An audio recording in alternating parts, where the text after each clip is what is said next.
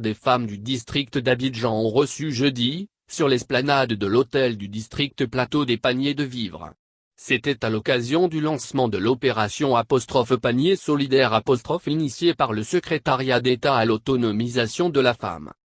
Venus de différents quartiers du district d'Abidjan, exerçant le petit commerce et impactés par la crise, les 40 premières bénéficiaires ont reçu des paniers de biens composés de produits locaux.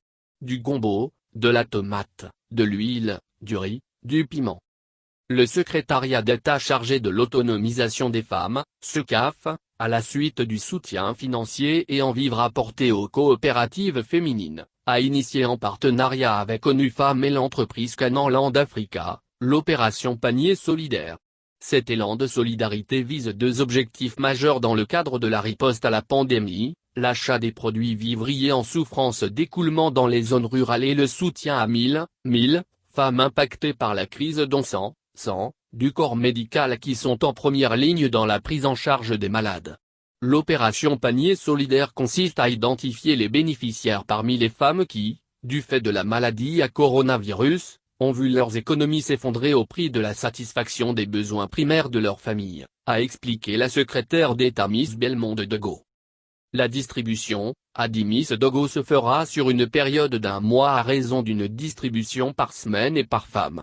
Cette crise remet au goût du jour un slogan qui n'aurait jamais dû disparaître, consommons ivoirien. Et si l'heure de la valorisation de nos produits locaux avait sonné ? A déclaré la secrétaire d'État qui avait à ses côtés son collègue d'EPM, Félix Anoblé.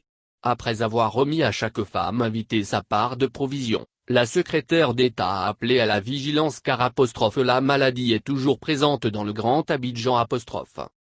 Les bénéficiaires ont exprimé leur remerciement au gouvernement pour ce geste de solidarité.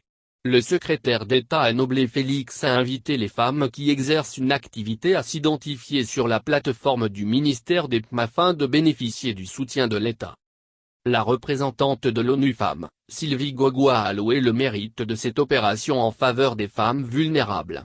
Elle a particulièrement rendu un hommage aux femmes du secteur de la santé, du secteur informel, qui sont toujours au front malgré la propagation de la pandémie. Elle a réitéré l'engagement de son institution à soutenir le secrétariat à l'autonomisation de la femme.